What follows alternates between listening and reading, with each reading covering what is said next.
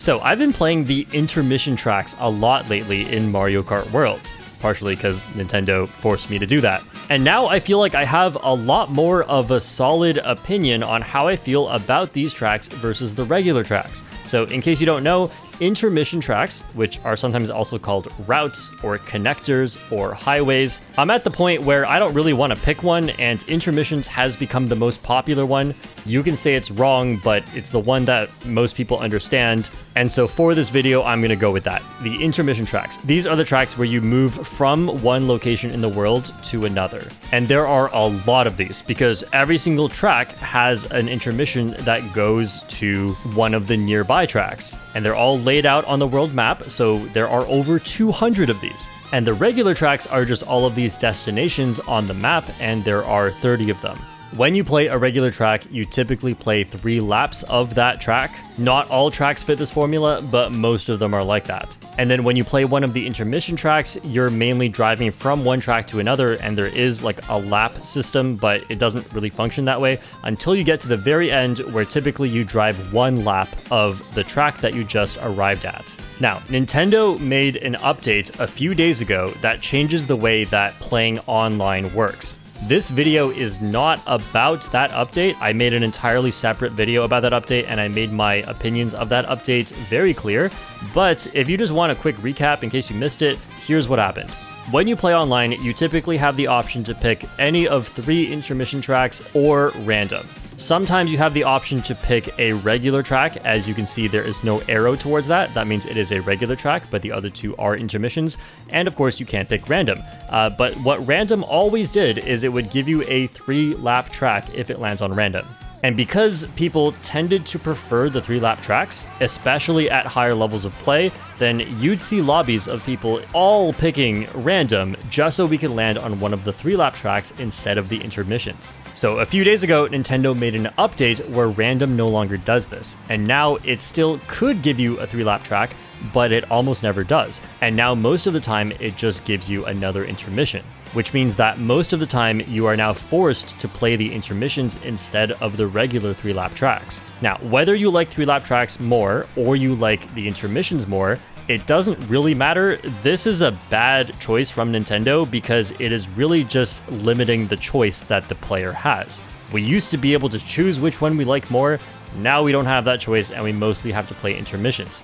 But when you then factor in that a lot of the most prominent members of the Mario Kart community and a lot of the players that have played this game the most actually do prefer the regular tracks, then you have a wildly unpopular decision that Nintendo has made. However, again, this video is not about that, so we'll leave it at that. Now that you're all caught up to speed and you know why I've been playing so many of the intermission tracks online, I want to give you my full opinion of what I think about the intermission tracks versus the regular tracks. Which one of these do I like better, and why? Now, before we get to my opinion, there are a lot of opinions out there on why each of these is better, so we're just going to go over some of those points, because there are lots of reasons to like each of these.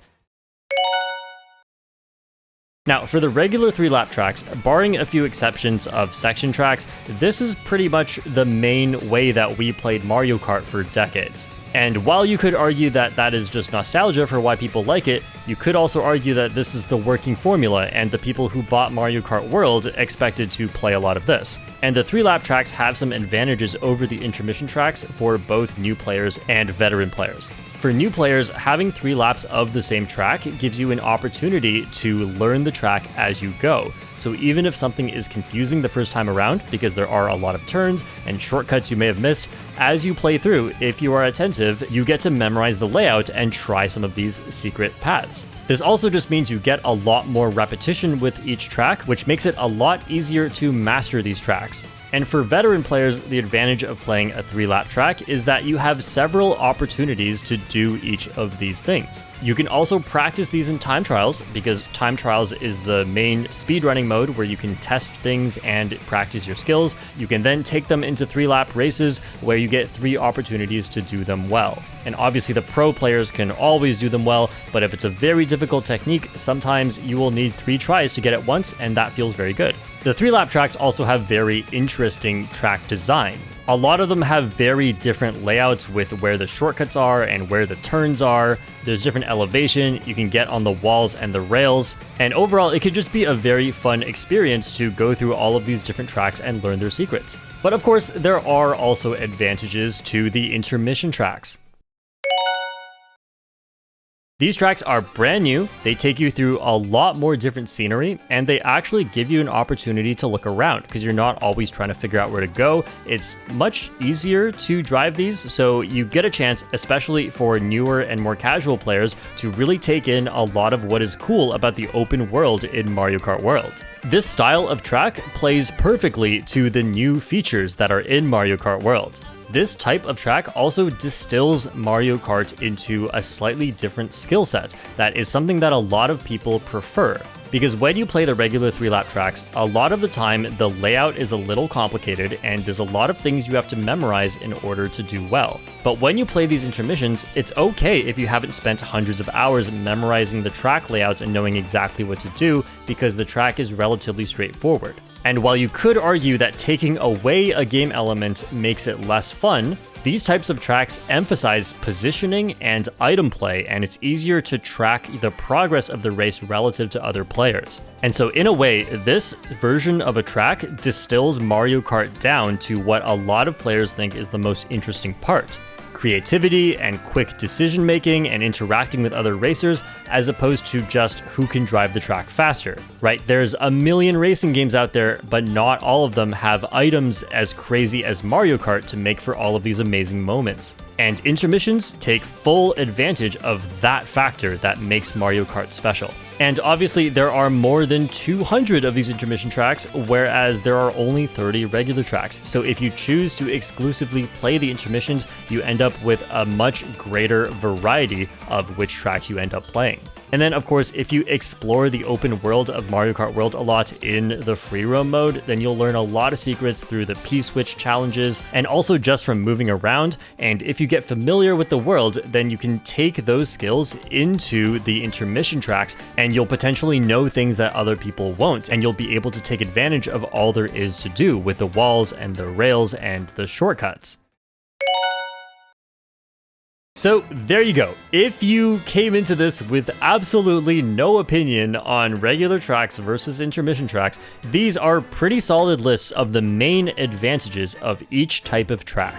Now, of course, I am biased because I do like the regular tracks more. And of course, I came into Mario Kart World already with this opinion, so it's possible that this is just nostalgia, or I'm just the type of player that likes this and that's why I liked all the previous Mario Karts, so that's why I like the 3-lap tracks in Mario Kart World, but not the intermissions because it's such a big change and I'm not open to change. Now, a huge part of Mario Kart World is the intermission tracks and the open world. I've spent a lot of time in free roam just exploring, and I have to say, I really, really like it.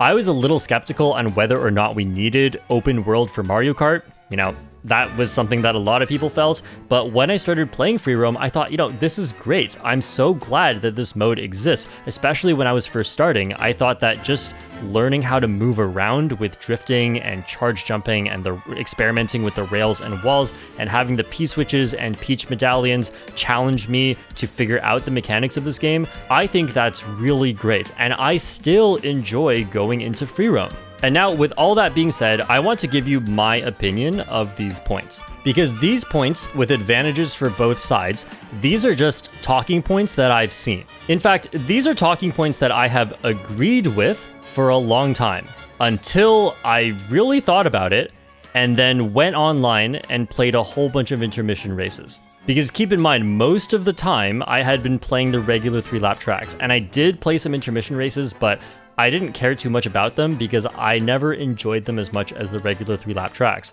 However, it would be great if I enjoyed them, right? Like, I want to enjoy this game as much as I can. And so if there really is so much to love about the intermission tracks, surely I can fall in love with them just like I did with the regular 3-lap tracks. And I was really hoping that these advantages for intermissions would get me to like them, or at least get me to appreciate the advantages that intermissions have. However, the more I played, the more I realized that I don't even know if it's just a difference of opinion. I actually think that these advantages to the intermission tracks are actually just incorrect.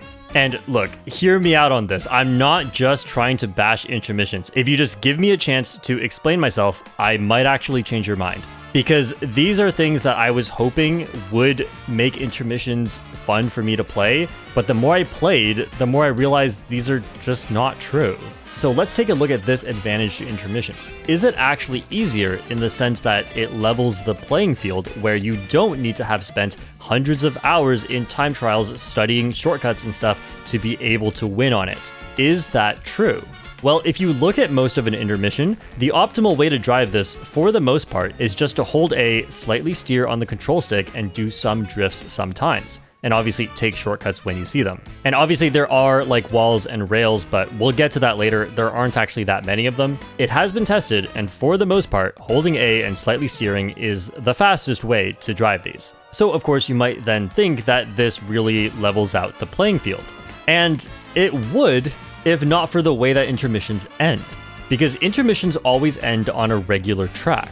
And as we know with Mario Kart races, because of the items, the ending of the race is always the most important. And so the most important section of the race is actually a regular track. And yes, we're not playing that track for quite as long, but if you're coming to this with a perspective of, I'm not as studied and practiced as some of these other players, so I'm going to pick an intermission against them, what's really going to happen is you're just going to play the final lap with no practice going into it. And if you're at the level where you don't really know the layout, or you need to practice the shortcuts on lap 1 and 2 to get it on lap 3 when it really, really matters, you don't get that chance. You get one chance at everything. And it's at the end of the race with a lot of pressure. Whereas the really good players, they're good at these tracks all the time. They have it completely memorized. So it doesn't matter if they play it 1, 2, or 3 laps, they're going to do it really well on the final lap. And if you fall apart there because you didn't have any practice or you don't know the layout, then you just lose off of that. So intermissions do give this illusion that they are easier, because they are easier for most of it. But I don't actually think that it does a good job of leveling the playing field. And this isn't me just making it up out of my own brain. I actually went and played online, and if you watch the video where I played mostly intermissions, and just keep in mind, I don't practice intermissions at all. I only practice the regular tracks. What happened is, when I mostly played intermissions, I had the most successful session of online Mario Kart World I've ever had. I gained rating points faster than I ever had, because I just kept doing well on the intermissions. And it's not because the playing field got leveled. I would say the opposite happened. I was one of the best players in the room if you look at my rating, and that number just kept going up. And I don't even practice these intermission tracks. To me, this is evidence that being a better player is actually an advantage on the intermissions, potentially more than it is on the regular tracks. Because when I have played sessions where I play the regular tracks, I don't always gain points this quickly. I often lose points. I feel like those tracks are way more volatile. And the intermission tracks, I feel like, are just so safe, and I use a strategy with no risk, and I just always place well. And when other players aren't doing the same thing, then I kind of just win. And also, I've been on the other side of this.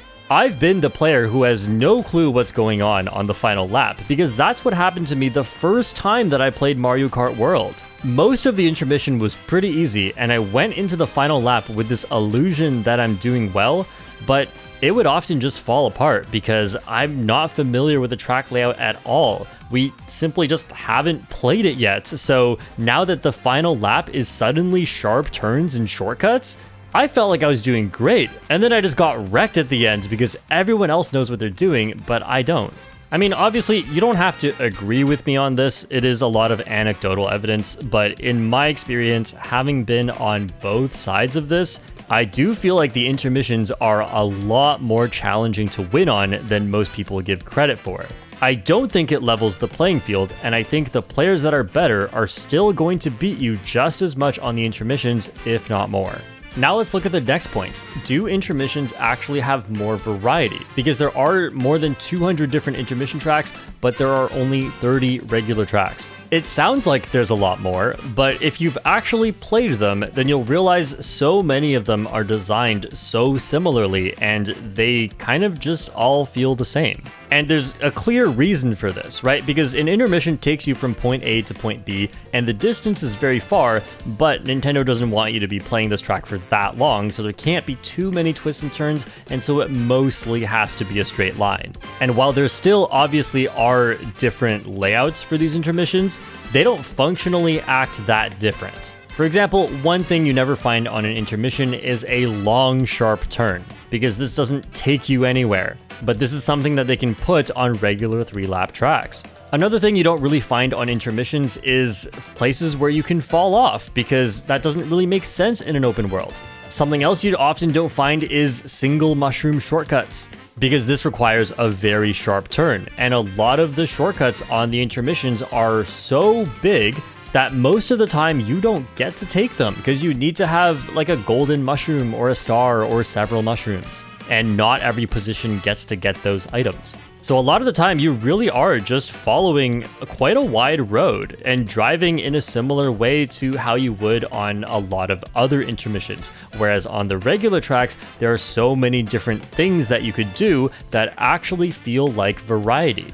And if we go back to easier for a moment, I would say that one of the easiest tracks you could win on against a really good player if you're not as good is Koopa Troopa Beach or Desert Hills. I think you have a much better chance winning on either of these tracks than you do on any of the intermissions, because on lap 1, you just find the shortcuts, and then on the final lap, you try to do the shortcuts, and the shortcuts are not hard.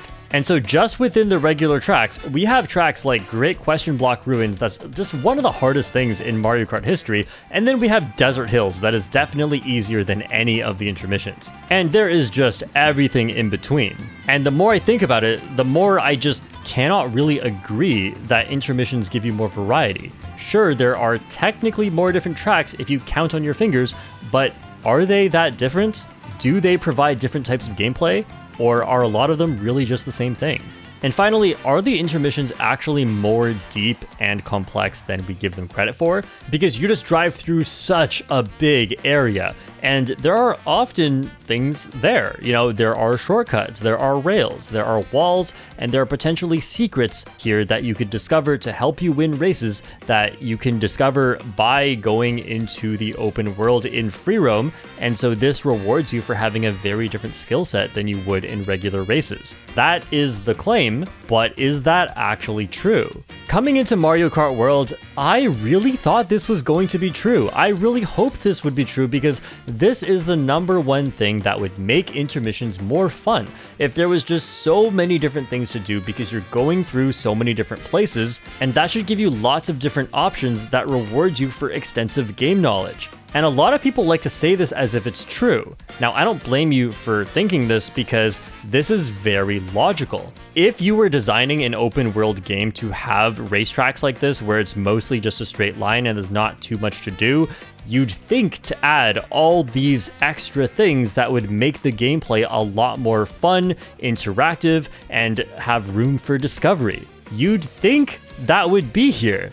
And so I get why so many people think this is the case, but unfortunately, it's just not the case. This is not a real open world. This is just code that Nintendo wrote, and so only the things that they put in here are what exist in here. And it is wrong to assume that there is more than there actually is, because again, I would love if there was more, if these tracks were more complex and had more depth and a higher skill ceiling, but it's just not true. As I played a lot of these intermissions, the strategy that I used a lot of the time was bagging. I stayed in the back to get better items and then use them a lot later. Now, you might think that strategy is boring, but that aside, that gave me a lot of opportunities to look around because I wasn't doing much. So I looked around. I didn't see much. I didn't see many things that I could do. I was looking for things that I could learn for next time. And you know where I see a lot of these? I see them in the regular tracks, because the regular tracks seem like they had so much more love and time and effort put into them. They seem like they were really designed to get us to love every bit of them and discover the secret shortcuts, because they are everywhere. And over the last few weeks of Mario Kart World, so many pro players have discovered so many cool things in the regular tracks. And for the intermissions, I haven't seen a single thing. I'd love to say I haven't seen much because people haven't been doing that much exploring, but I'm being honest, I haven't seen a single really cool thing that rivals what we're doing in the regular tracks. So while I would love this to be true because it just makes so much sense, it's not true. The intermissions don't have much depth or complexity for your driving. They really are that simple to play at an optimal level.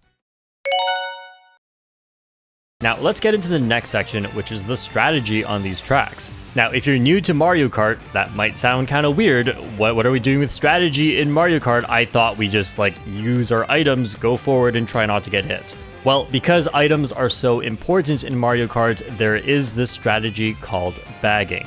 It's short for sandbagging. It means to basically intentionally play poorly, in other words, stay at the back and get better items. And then you later use these items to make a comeback.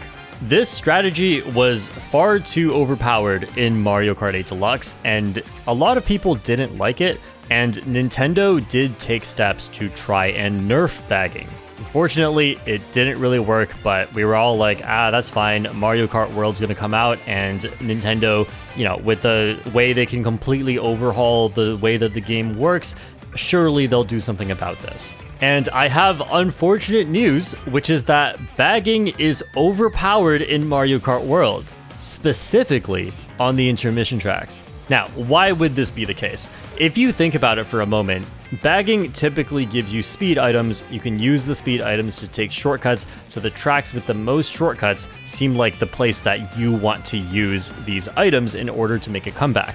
And yes, that's true. Tracks like Moo Moo Meadows or Cheep Cheep Falls.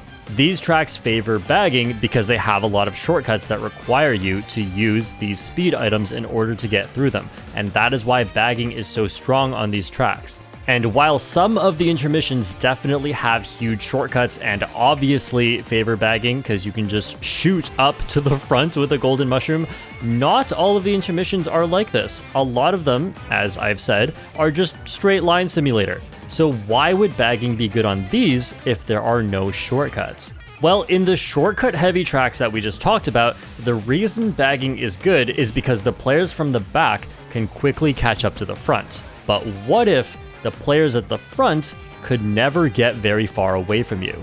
Isn't that the same thing? Right? If you think about it, on these straight-line tracks, there's nothing that the players in the front can do. There's no advanced techniques. There's no itemless shortcuts they can take. In fact, because of that, everyone stays so close together, and it's way, way easier to get hit on the intermissions. And so the front runners are now going even slower. Not only is there nothing they can do to get away from you in the back, they are actively slowing each other down so that the players in the back don't have to do anything to stay at a safe comeback distance.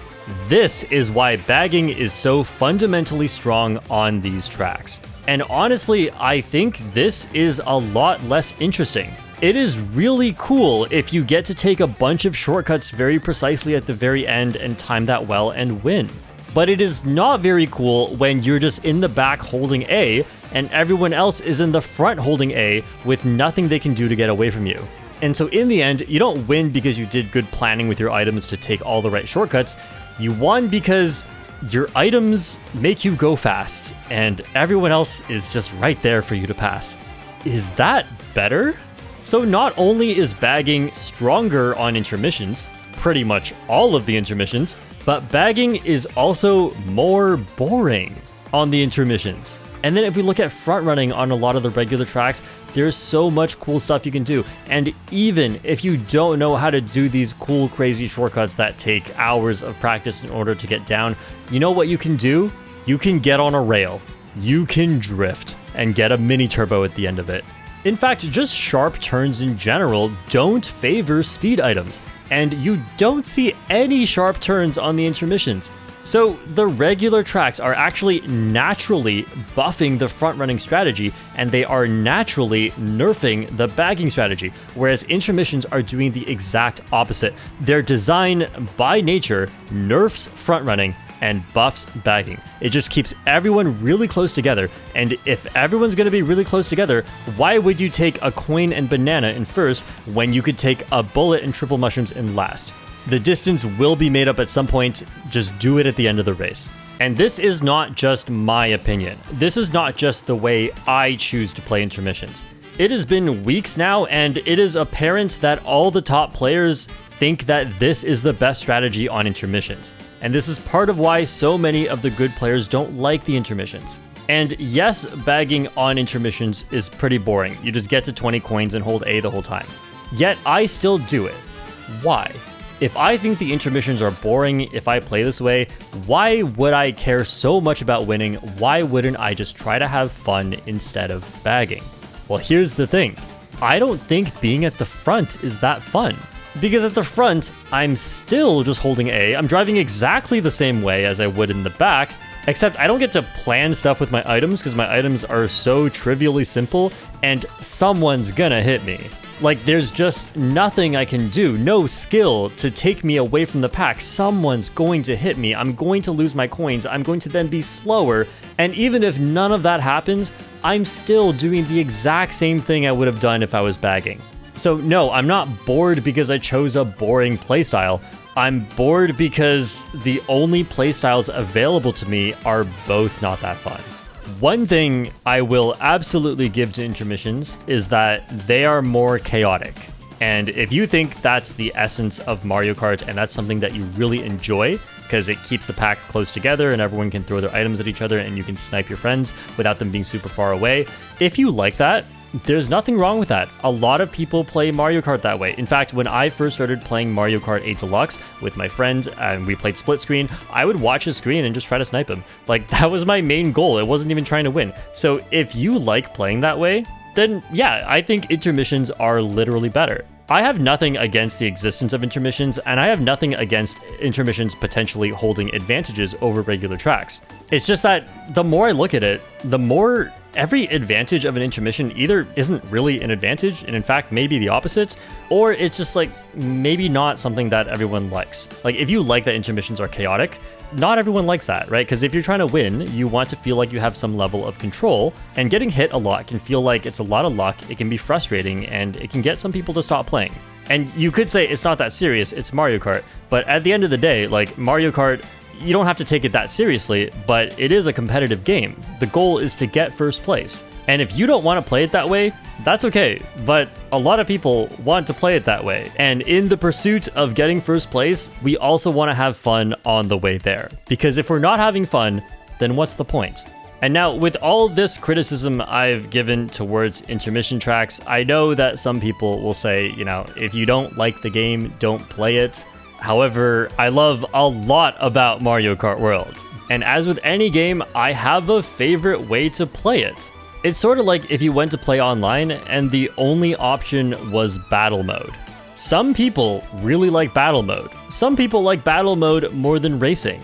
But if the only option was battle mode and I said, I don't like this, Nintendo, could you give me an option to play races online? And you said to me, hey, if you don't like the game, don't play it.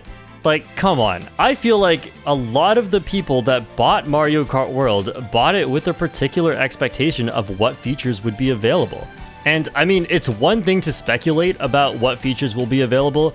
It's another thing to watch people literally go online and take advantage of that feature. Then you go out and buy the game and Nintendo removes the feature. So that's my opinion of intermission tracks versus regular tracks in Mario Kart World. I don't think the intermission tracks are bad as a concept. And I really doubt this will happen, but I think if Nintendo puts in the effort, these intermission tracks could be really good. I came into this game wanting to love all of it, but the more I play the intermission tracks, the more I realize not only are they lacking, but they pale in comparison to the regular tracks. And if you like the intermissions, that's great. I would love to be you. I want to love them too, but after giving them a chance, I just don't.